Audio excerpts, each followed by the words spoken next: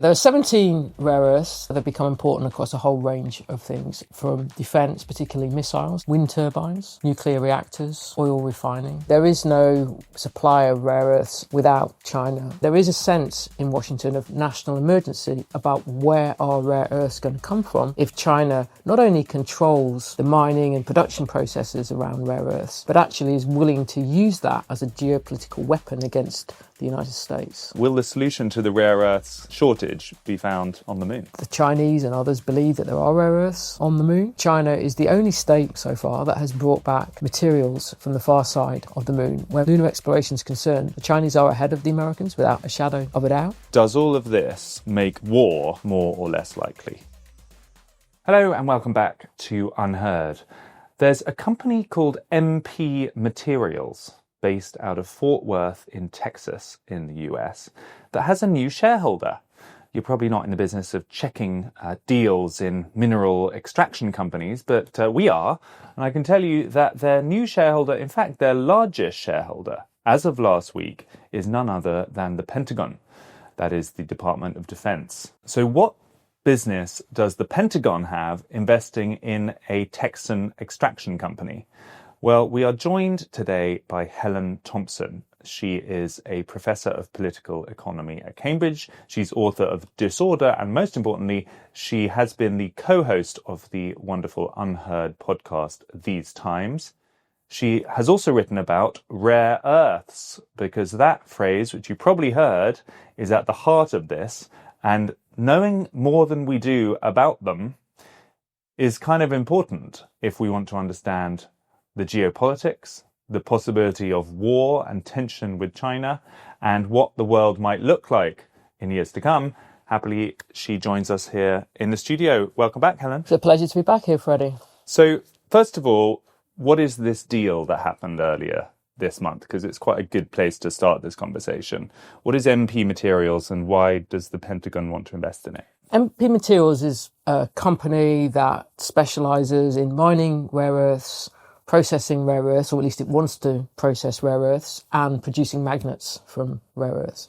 And the reason why this is such a big deal is because China, as part of the trade war that Trump started against China, had embargoed the sale of 7 rare earths to the United States at the beginning of April. And so there is a sense in Washington of national emergency about where are rare earths going to come from for American companies if China not only controls the mining and production processes around rare earths, but actually is willing to use that as a geopolitical weapon against the United States. So you've used this phrase rare earths. You hear it kind of bandied around. Let's try and explain what they actually are. I've got a list of them in front of me. I'm not going to test you on each of them, but just to share with our listeners and viewers some of the names. They're scandium, yttrium, lithanium, cerium, samarium, europium, gadolinium. They're metals, basically. Is that right? Yeah, there are 17 rare earths. They are minerals found under the earth. They have a misleading name in some ways because they're not rare in the sense that there's not many of them under the Earth's surface. In some ways, they're quite abundant, certainly compared to some metals. The point is that they're found in small concentrations with other metals. So actually separating them from the metals with which they are embedded, one of which can be uranium, which makes the mining of rare earths particularly toxic, is why they get this name rare. And it is important, I think, to see how generally toxic, not just environmentally, but to the people who actually mine rare earths, that this activity is. And why does anyone care about them? I mean, they are useful for what? Well, they started being really useful in the 1960s, and it was colour televisions. That was the turning point in terms of making rare earths as significant as that they were. And that is why, for a long time, Japan was the biggest user of rare earths. But now that they've become important across a whole range of things, from defence, particularly missiles, so the Pentagon's F-35 weapons program depends upon rare earths, wind turbines, nuclear reactors, oil refining. So there's a lot of things about the energy future that rare earth dependent. And most of them are based in China. Is that right? I mean, I've got I'm looking down my list here. The major sources, all of them appear in more than one place, but China is top of the list of pretty much 17 out of 17. Yeah, China produces now, in terms of mining, 70% of the world's rare earths.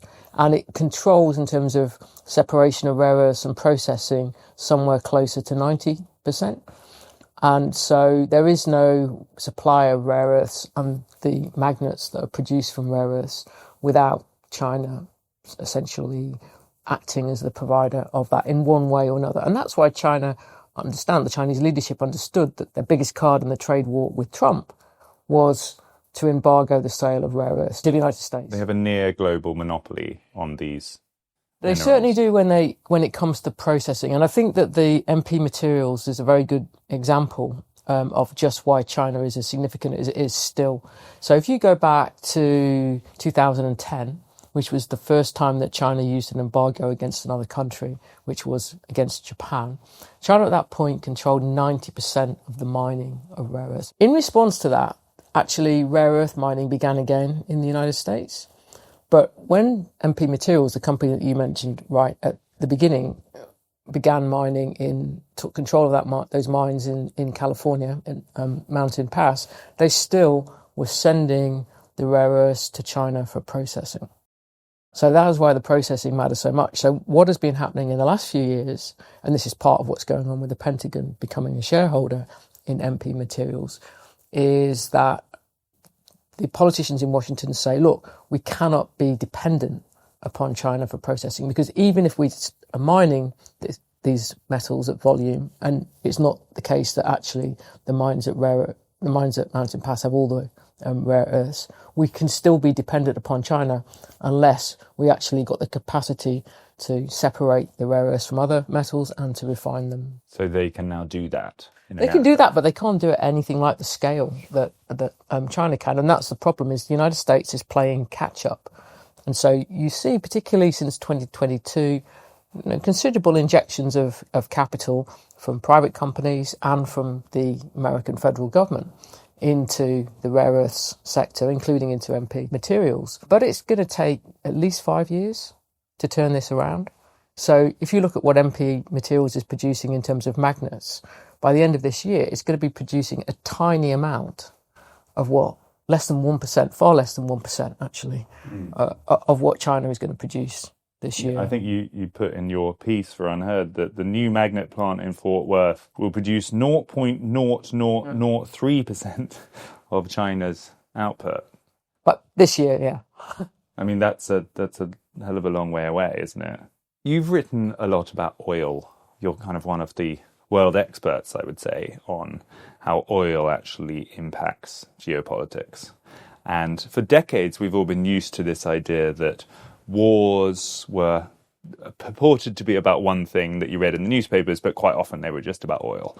And that's almost like a common knowledge kind of idea. Do you feel that oil is less the driver of geopolitics these days, and that things like rare earths are now the new oil? I think that rare earths are adding to oil geopolitics rather than replacing oil geopolitics. As long as the world uses 100 million barrels of oil a day plus, then oil geopolitics is still going to be pretty fundamental to what's going on, and the fact that the disproportionate volume of the reserves left in the world are in the Middle East matters profoundly, I think, for geopolitics, including the inability of the United States to withdraw from the Middle East. But what we've been seeing, I think, at least for a decade now, maybe actually longer, is that metals and where that they are matters for geopolitics too. And rare earths is particularly consequential in this respect, in part because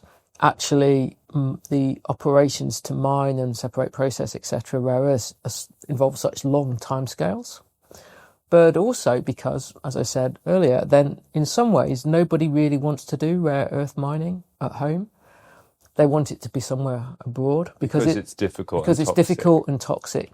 And so actually the story of America's present dependency upon China and the emergency that now prevails in Washington about escaping it is born in the fact that the United States, first of all, offshored its rare earth industry to China. So until the late 1980s, the United States was the largest miner of rare earths in the world, and these mines in California. But even before that, so some point from the 70s onwards, there was this idea, we can encourage China's mining of rare earths. It won't happen at home. We can outsource it. Yeah, outsource it. We can import it. If we have an accommodating relationship with China economically and geopolitically, there won't be any risks attached to that. And that is why what happened in 2010, when the Chinese embargoed the sale of rare earths to Japan for about 6 weeks, was such a tremendous shock in Washington, because that presumption that there was no geopolitical risk attached to offshoring rare earth mining came crashing down. It's kind of the perfect parable of the globalization movement and now the revenge against it of the past few decades, isn't it? It was a sort of inconvenient, difficult to do thing. Great, let's outsource it. And now we've sort of got a gun pointed at our head because the West can't really do these things anymore. Does China have all the power in this? I mean, you said in 2010 they embargoed certain rare earths to Japan, but they stepped back after a few weeks. Obviously, recently they deployed rare earths in the trade war with Trump, but that hasn't yet become a crisis. Does China have the power to induce a genuine global crisis over these minerals? I think it does, actually. I think that if you look at the sequence of events since April, so that is when Trump raised the tariffs on China to, I think it was around 50% to begin with, which was what induced the Chinese response of these 7 rare earths embargo. Not just, it should be said, to the United States, but to all countries. It causes such a crisis in the car industry alone in the United States that Ford, I think it was having to close down production for weeks at some of its plants. You have the European Union Trade Commissioner saying at that point that there's essentially an emergency situation in the European car industry over it. And each of the times when Trump has gone back to the Chinese leadership and essentially negotiated some pause, at least, truce in the trade war, rare earths have been at the centre of it. And actually, you could argue, I think I would, that Trump has been forced into making quite a lot of concessions because the Chinese keep sort of putting on the table that they're releasing the embargo or ending the embargo and then pulling back from that. So Trump has constantly sought assurances that actually that the supply of rare earths from China will resume. And if you go back to what China did in April, they did 7 rare earths. They put that under embargo. There were 17. So you could argue that in terms of bigger gun they haven't actually got started yet in terms of what that they can do. And I think the fact that it is going to take quite some time, certainly years, to turn this situation around in the United States, not just the mining, but the processing and the building of and the manufacturing of rare earth magnets, mean that I would say for at least 5 years, if not possibly longer, then China's in a very strong position where rare earths are concerned. But would China ever want to actually deploy that gun on the table? Because does it not have its own vulnerabilities when it comes to these things? I mean, what's the reverse case, as it were? Why would China not want to actually maximize this leverage? I think there's 2 ways you can look at this. The first of them is about chips, which is what the Americans during the Biden administration thought was China's big vulnerability, particularly in relation to AI, so the semiconductor chips. So the Biden administration effectively went to a tech war with the Chinese over that. It wasn't called an embargo, but it might as well have been called an embargo. It was pretty much ruled out the official sale of those chips to China from 2023. I think that it was. But what the DeepSeek moment showed was that the Chinese companies were able to find ways around that embargo. So you could say the same could apply to rare earths, that actually there are ways around the embargo for the Americans, but there weren't ways around it very quickly. So I think in that respect, the equivalent in terms of the trade relationship was played by the United States, and it wasn't successful.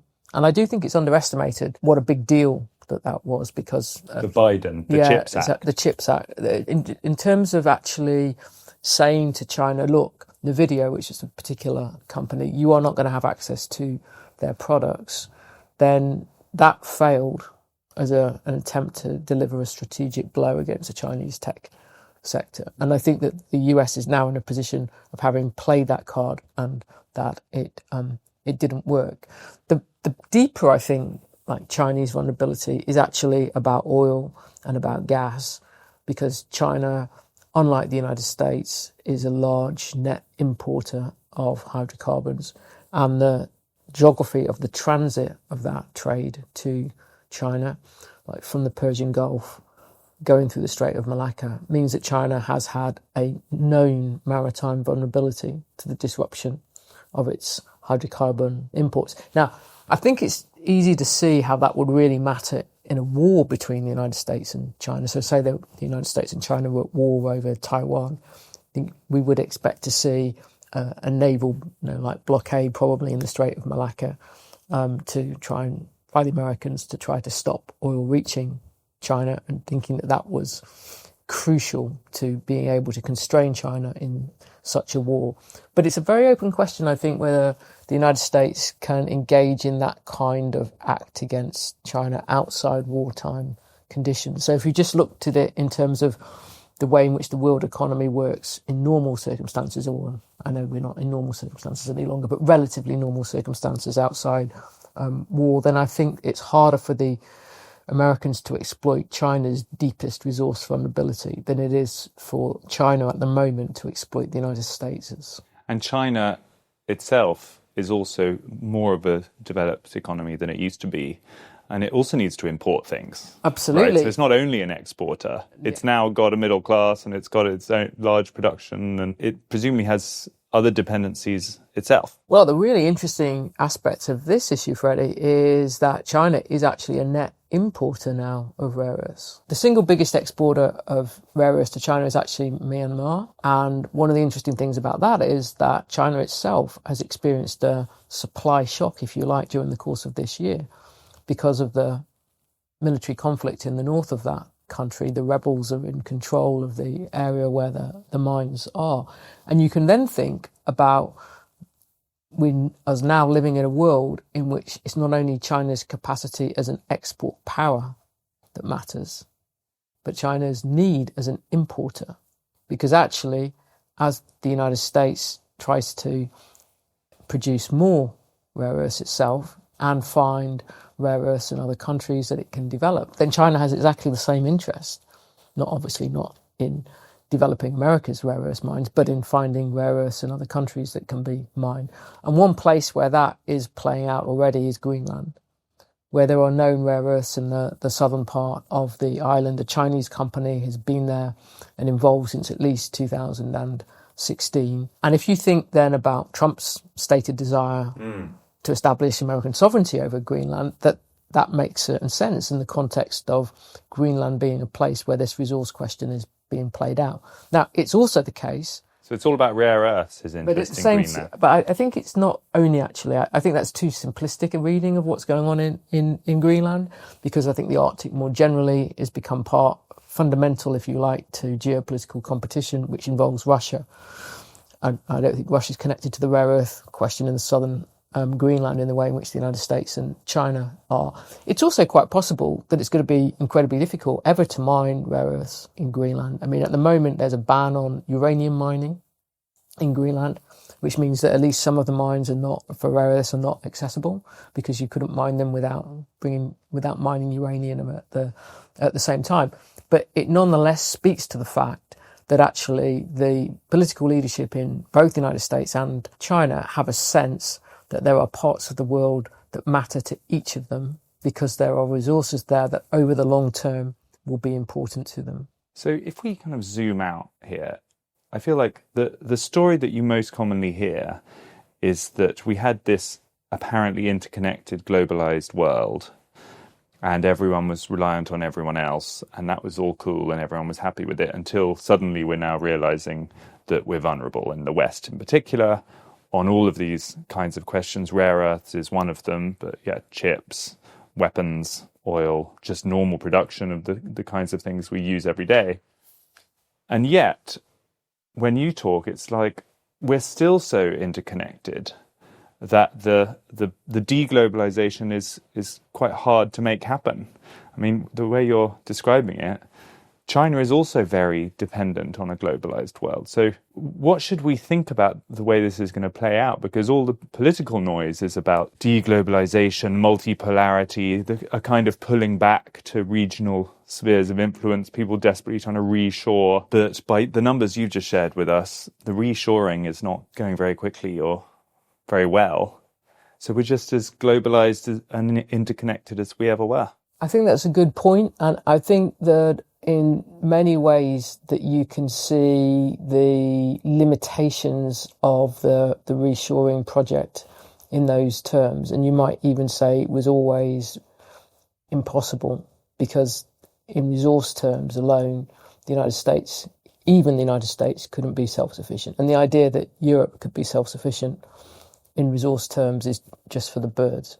I mean, Europe's in a very different position in all this, even than the United States. I think, though, what has changed is that there was an assumption that prevailed. You can argue, actually, I think, in the United States from the 70s, at least, maybe in European countries a little bit later, that thought that actually having a global economy was something with low-level geopolitical risk attached to it, or even very low-level geopolitical risk. Hence, the willingness to offshore, like rare earths mining to China. And that, I think, is what has gone and can't come back again. So you can have global interdependencies, and there's many reasons, I think, why they continue. But you can't, I think, have global interdependencies with the naive assumption that that's a non-geopolitical state of affairs. So it's like high-risk global interdependencies. And that's a very different thing, I think, than low risk. I don't think actually ever was low risk, but there was an assumption that it could be. So now we are aware of the cost of our reliance on it is, but this is where the story about what happened in 2010, I think, is like really revealing, because that's 15 years ago now. It's 15 years ago when the Americans were petrified by what happened to the Japanese, and it had come like a few weeks after China had already increased the export quotas on rare earths. It affected all countries, not just Japan. So Hillary Clinton, who was Secretary of State under Obama at the time, reportedly sought assurances from the Chinese leadership then that this would never be done to the United States, but didn't stop them, whatever assurances she did or didn't receive. The United States, with Japan and the European Union, went to the World Trade Organization in 2012, won a case. The mine in California, Mountain Pass, reopened again in 2012. Within 3 years, the company that owned it had gone bankrupt.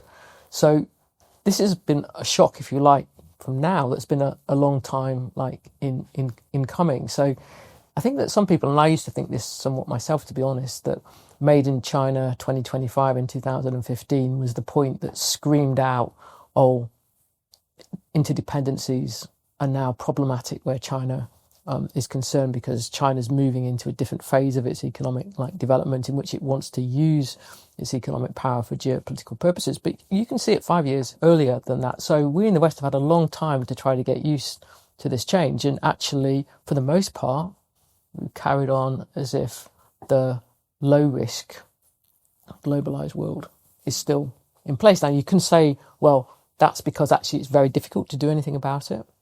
And there's some truth in that. And particularly like in Europe, where there's, first of all, not much in terms of rare earths. And in those places where there might be like rare earths, nobody wants mines. So there's actually a domestic politics that makes domestic mining like very difficult.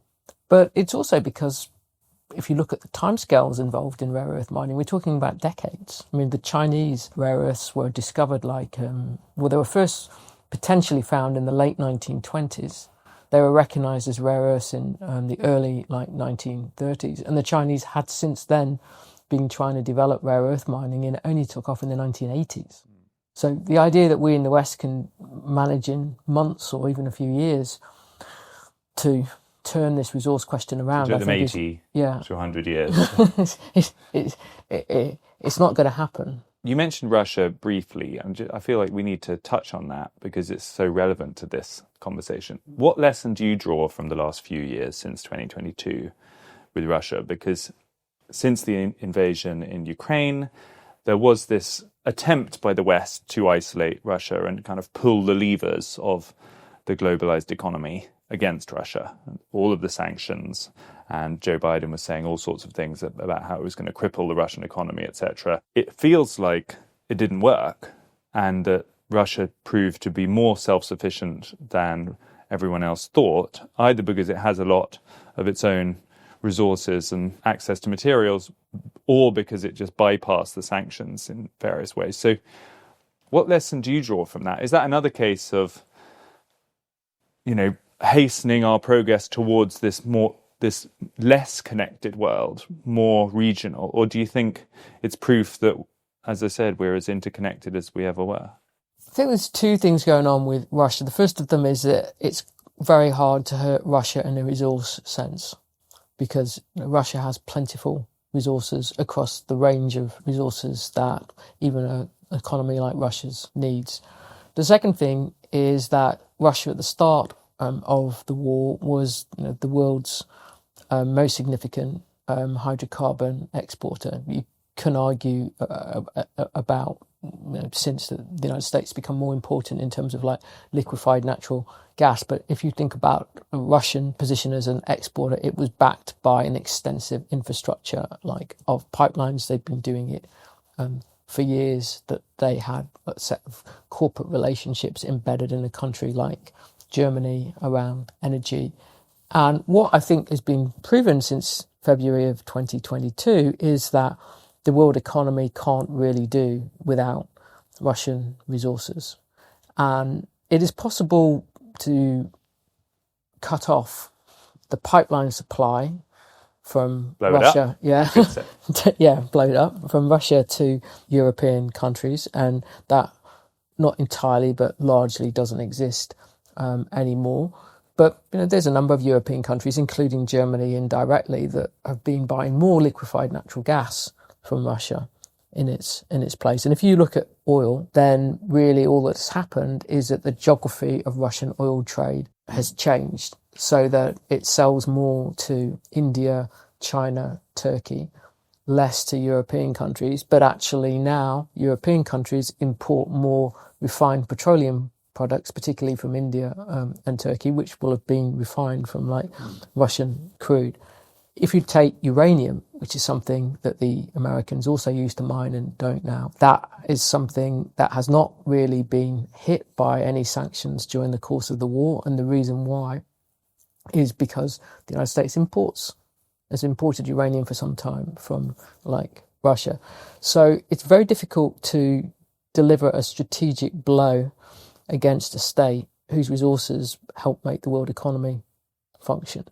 You can sort of do a little bit around the edges, and as I say, you can reconfigure the geography of it, but you can't change the dependency of the world economy on Russia. Because the people who are trading and the companies that rely on these things, they don't care about the politics. Right? It's like trying to stop a stream by putting a great big boulder in the middle of it, which just trickles round in different channels. I think the German companies have taken quite a hit from what's happened because they were deeply embedded in corporate partnerships with Gazprom in particular. And as I say, that was infrastructure. BASF, for instance, had pipelines. That's the large chemical company in Germany that, literally went to its plants. And so if they do not deliver gas any longer, then that is a huge problem. And BASF have had a terrible time since 2022. So I think you can tell a story about Germany, where Germany has been hit pretty directly, actually, by the change. But if you look at it at the macro level, of the world economy, and say, is the world economy significantly less dependent upon Russian resources now than it was? I don't think the answer is that it is. But that's what's so fascinating to me, that there's this kind of disconnect between what the financial markets and economists think and the kind of language that politicians use. So, right now we've just had the record highs for the stock markets in the US and the UK. It's boom times. for investors. And meanwhile, the rhetoric from Donald Trump, we're going to have tariffs, all of the talk of imminent conflict and China and Russia, and it feels like a terrifying world when you pick up the newspapers and look at the political pages. But investors seem to think it's all fine. So I just wonder, what sense do you make of that disconnect? Are they presuming that the globalized economy, despite what the populist politicians claim, will just continue to function one way or the other? I think with the share booms, a lot of that is about AI and tech, like in general, and you strip that out and it looks like something like different. So I think that you could expect to see like vulnerability, shall we say, in the financial markets, and you can certainly expect to see vulnerability in the financial markets from the fiscal position of a number of countries, including obviously the United Kingdom, but to some extent the United States as well. If Trump were to go ahead and fire Jay Powell as chair of the Fed, which it can be ongoing like chatter about, there's going to be some like market reaction to that. I think you can see various strains in like dollar funding markets for banks that in the past have been precursors of more general financial like problems. So I think we can overdo the financial markets, think the world is like fine. But I think there's something in what you say. And one of the reasons why I think is because there has been a tension from the start of all this between where corporate interests lie and where geopolitical interests lie. And Apple's a good example of this because Apple has had no interest whatsoever really in detaching from China. Its entire business model and supply chains are bound up with China. It will do things around the edges to appease the politicians in Washington. It's striking a new deal with MP Materials. I think they got $500 million deal with Apple. Yeah, for magnets. But again, it's not in a position where it can say, oh, the politicians say China's a geopolitical risk, therefore we must take all our production out of China. It just can't do that. It can't be the company that it is and do that. And I think if you look like historically, that has always been the case, is that the corporations, the big corporations, will always still gravitate towards interdependency because that's what they're structured to be. And then they will come under geopolitical... They are globalized organizations, intrinsically.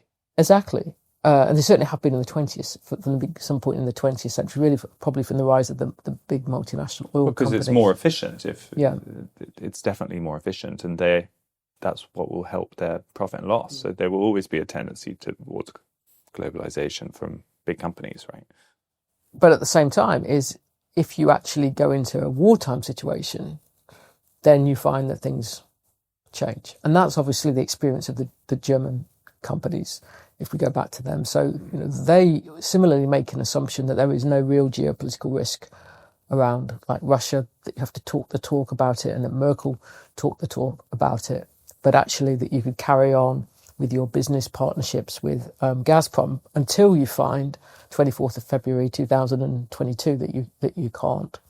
So in that sense, it's a competition. They are still running. The German car factories are still running. I mean, the problems they've got are that the Chinese are better than they are at making electric vehicles, and they've got a whole raft of other problems. But they haven't stopped. The biggest problem for Germany, though, from the Ukraine war and the detachment from Russian energy, has been for the chemical companies, for BASF in particular. And if you look at the energy-intensive industries in Germany itself, they've had a very hard time. The million-dollar question here, Helen, is: does all of this make war more or less likely, do you think? Because a lot of people who are watching geopolitics and talking about these two great poles of China and the US are worried about a war.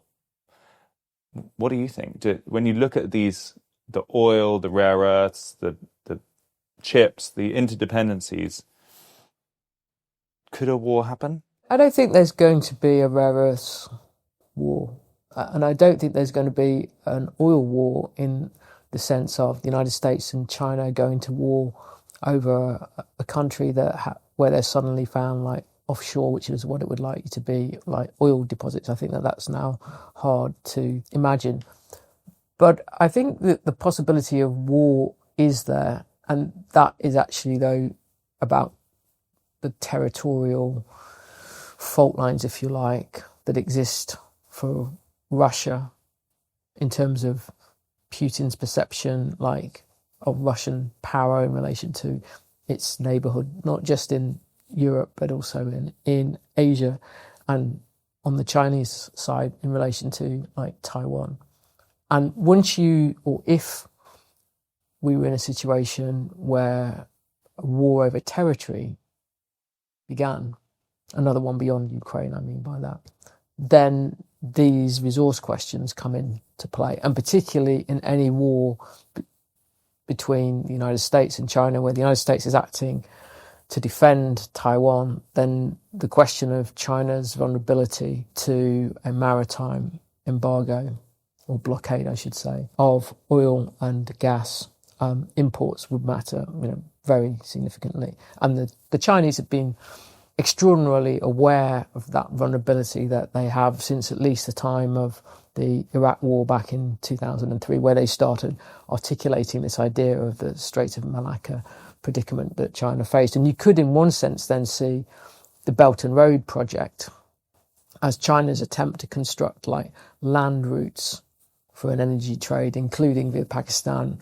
to take oil pipelines through Pakistan and into northern China, as a way of protecting against that maritime vulnerability that China's hydrocarbon dependency gives it.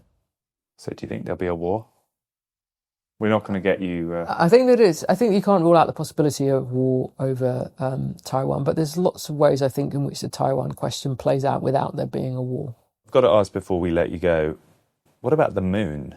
We've been very worldly in this conversation. Yeah. Will the solution to the rare earths shortage be found on the moon? There's absolutely no doubt that the moon matters for the future of resource questions. And the Chinese and others believe that there are rare earths on the moon. If you say, like, why is China a serious lunar power? And we should remember that China is the only state so far that has brought back materials from the far side of the moon. Where lunar exploration is concerned, the Chinese are ahead of the Americans without a shadow of a doubt. And you say, why are they doing this? It's because that they believe that minerals, particularly rare earths, can be mined on the moon. Now, whether they can or whether they can't, in one sense, doesn't really matter in terms of what we're talking about in terms of the geopolitical, like, future, because what it does is it makes geopolitical competition between US and China extraplanetary. And if you then say, like, well, why the Americans become obsessed by Mars? And obviously that's been a particular obsession of, like, Musk, something that at least when Musk and Trump were, in their bromance that Trump was on side about, it's because the Americans are absolutely determined that they're not going to be, outfought over Mars in the way in which they've been in the last decade in relation to the moon. And then you say, well, why does that matter? Because the question then of mining on Mars comes into play. Now, again, it may be completely far-fetched and, like, fanciful, but that's in a way the way in which these resource questions work. There's a kind of deep paradox, I think, about resources. On the one hand, they're like about matter, that they're just like hard facts in some sense, but at the same time they attract these fantasy projections, partly because they are so important, but there's also something almost like the allure of them, the idea of that as the next frontier, so to speak, so that there's something of the fantasy that incites geopolitics as well as the material reality of it. So rare earths, maybe rare moons, who knows, rare Marses, we will find out. Yeah. Helen Thompson, thank you so much. It's been a pleasure, Freddie.